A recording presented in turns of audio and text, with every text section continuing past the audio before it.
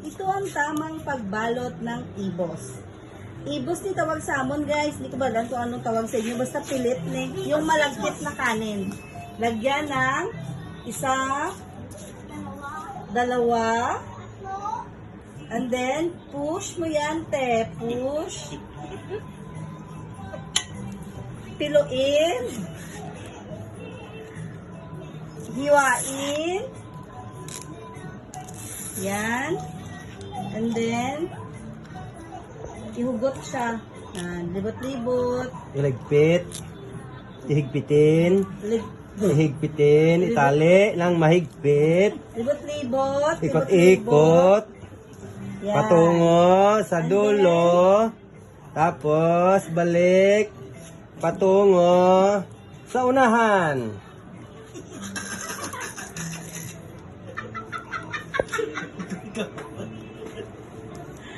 Kabalusin niya. And then, matapos niyan, pwede nang ilagain. Yan. That's the finished product.